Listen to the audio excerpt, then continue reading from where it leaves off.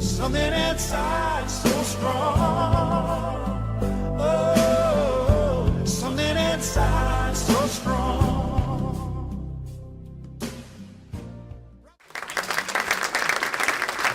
You know what? I've watched that video probably 10,000, and since I've been to all the Do the Right Thing events here in Texas in the last week, 10,008 times now. And, I think what's so beautiful about it to me is it's as fresh as it was when I made it to base camp with the team and made it to the top of the world. And just before I get started, I just want to say from my heart, and I think you'll get it, after I'm finished chatting in the next 20, 25 minutes, that when I get the opportunity to come back to Texas and share this story, I jump at the opportunity, because if it wasn't for the community in this state and the people and the students and my sponsors, none of what you're going to hear would have happened. But I'm going to back up a little bit further now. I was back team. I was a kid. I had a dream. I went to a slideshow, and there was this funky-looking guy from California there, long hair, bright sunglasses, and he had just been climbing in Yosemite, rock climbing.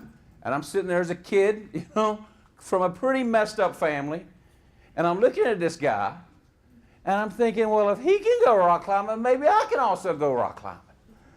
And after he got finished with the slideshow, I went back and just basically kept begging him if he would take me rock climbing. I remember going home and telling my parents, I want to be a rock climber. I want to be an international mountaineer. And the guy finally did take me rock climbing. And then when I was in the car and he was driving, he was an old guy too. He was like 18, 19 years old. So he was driving and everything, right? But as he dropped me off, he opened up this book and he goes, this is where I'm going next. And he showed me this picture of the Himalaya Mountains. And that's when that seed was planted in my mind. And all I could do for the next 6 years was climb everything I could find.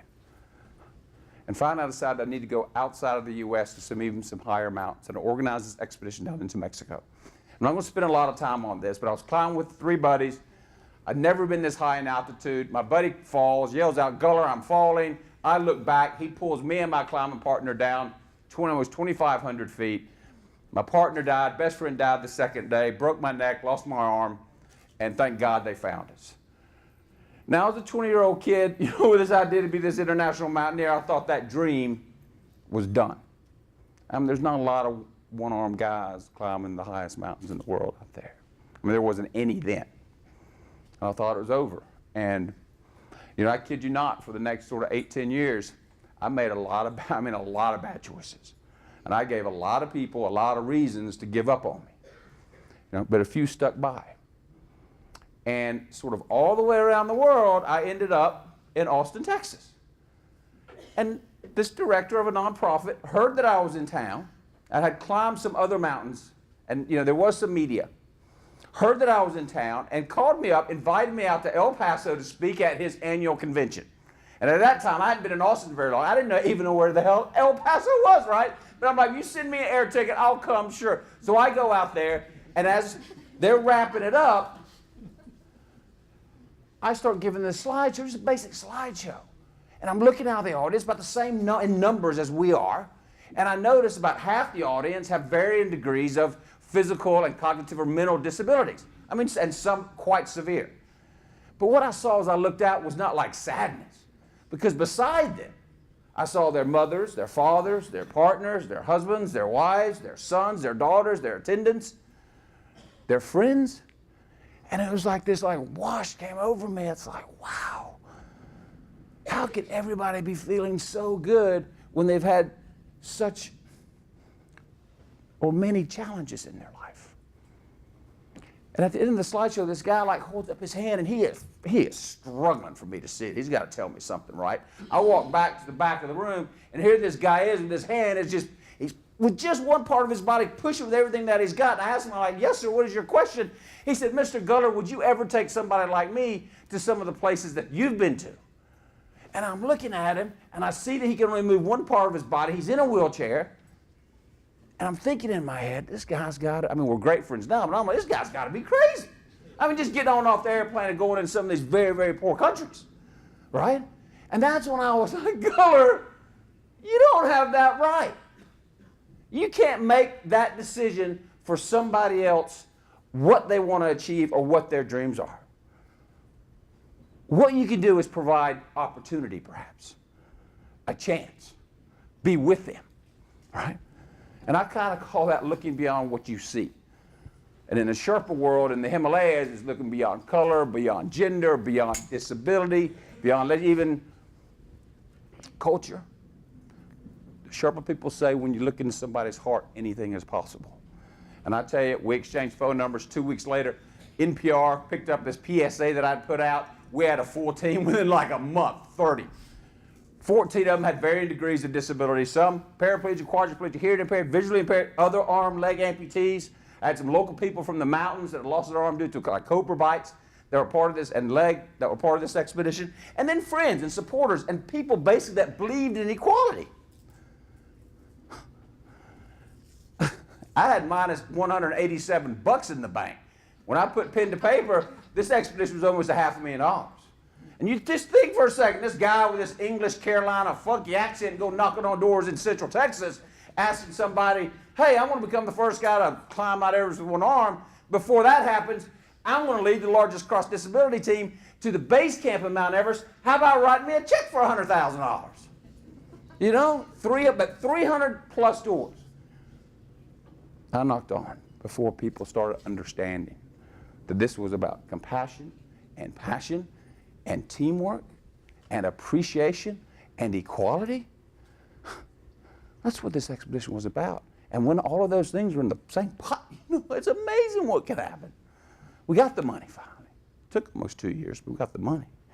We go all the way halfway around the world to Nepal. We first get up into this like one little mountain airstrip village called Lukla at like 9,200 feet. And I speak a bit of Nepali, a bit of this Tibetan language. And I'm walking around out there as the team is resting, and I'm hearing these whispers from some of the local people. They're like, do you hear Guller's back? Do you see this team that he's got with him? Maybe 2 days, maybe 3 days at most. I start walking down back to the camp, and I'm thinking, well, I got to be honest with my team here. So I sat them all down, and I said, look, guys and girls, I'm hearing some whispers out there that we're not going to make it very far. And I swear to God, I've never seen eyes in my life light up. These people have been told no most of their life. Most of their life, I've never seen the eyes light up as much as I did that morning. And the next morning, we were ready to start moving up to Mount Everest Base Camp. Our team was the first expedition on the team. And to put that in perspective, this was 50 years after the first ascent of Mount Everest, right? So you had teams from all over the world: France, Chile, Colombia, Mexico, Spain, Japan, Pakistan, India, Nepal, you know, all over the world, all trying to get to base camp and to the summit around about the 50th anniversary. And the next morning, our expedition was the first team on the trail. And let me tell you what happened the next morning that totally started blowing my mind. Guess who's right behind us? The big bad French expedition. They're right behind us. And for you folks that have traveled to Europe, and for your younger folks that have been studying Europe, you get the French up in the morning, you ought to see how fast the British get up. You know? And then all of a sudden you had the Canadian team up, then you got the American team up. Then you got the Mexican team up, and the Colombian team up. This is international sort of competitive goodwill, right, going on, all being driven by a team, predominantly members with varying degrees of disabilities from Texas, right? I mean, we got some mountains in Texas, but they're not the Himalayas, you know?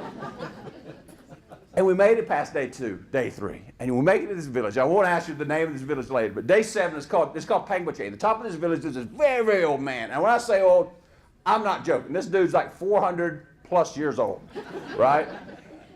And the only reason why I kind of know that, because I know some pretty old Sherpa guys, and I've seen photographs of this old man. And every photograph I see, he looks the same, all right? I swear I'm not joking on this thing. But he's like a spiritual leader. He's like a lama to the Sherpa people, the climbing Sherpa community of this area of Nepal. And the idea is that everybody on the team go and see this lama, and he gives you one of these necklaces, right? And it sort of protects you from avalanche, bad health, getting sick, falling down the mountain, Yeti, anything, right? But the thing is, we had 30 on our team. Then I had another 400 staff working as the extended part of the team, local guys, right? This was going to take hours.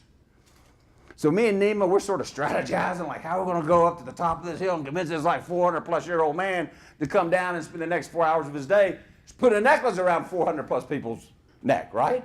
Before Nima and myself got up there, here he comes. He went right by. He already heard about this expedition. He went down to this monastery, down to this courtyard, and he sat there for 4.5 hours and gave every single member one of these necklaces.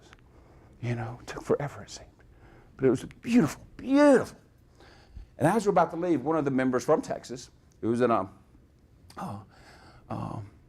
accident years ago, prior to the accident, broke his neck, came up to him. He goes, Gary, can I go and ask this Lama another question?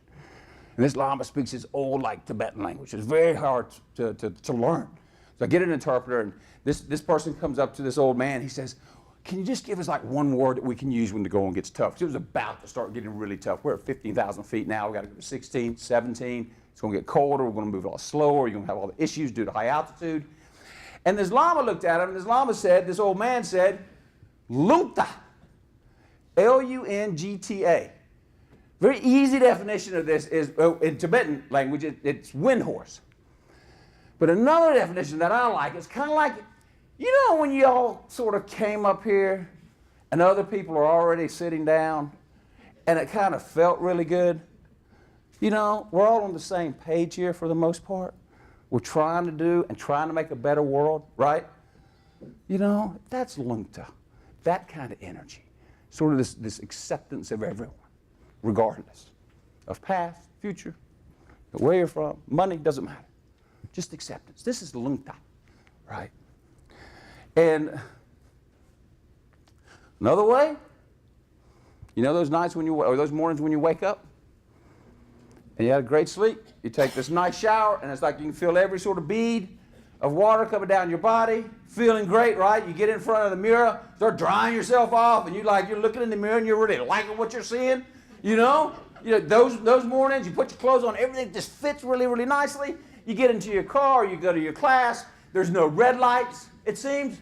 You know, you call your client or your customer or your teacher, and everybody's like real happy. You can't explain it, but everything's just clicking. This is Lungta. In the Sherpa way, they think if you can think this way, that'd be kind of fun. If making up Everest to fall off here and break my neck, right? So it's like, this is kind of the Sherpa way. If you can think that way one time, then you can think that way more often. You just need to re-tap into it. And that's what he's saying to us. Just treat each other fairly, because we're all very diverse and very different. And I tell you, it's 14 days later, this expedition limped, cried, crawled, rolled, fell over, got up, laughed our way into base camp at 17,500 feet, becoming the largest cross-disability team, most diverse team ever to reach this. Set this world record. It was absolutely phenomenal. Most people, to put it in perspective, most people that come to Nepal with base camp as their goal, only about 40% at maximum make it to base camp. We had 95% of our team to make it to base camp. And again, out of those 40%, this is what happens. They only come for about half a second, because this is what they look like. I've been there many, many, many times. They look like they're bent over like this. They're walking real slow. They look like they're about to throw up. They take a picture, and they start going down. That's how it goes. That's the drill, right? Our team had 3 nights there. First night, 17,500 feet, I kid you not. It is, I'm not going to use that word, but it hurts your head, okay? For our younger folks, you start having a real big appreciation why there's a skull in your head, because it keeps your brain from busting out, right? For the folks over 21, anybody ever given you a cheap bottle of red wine?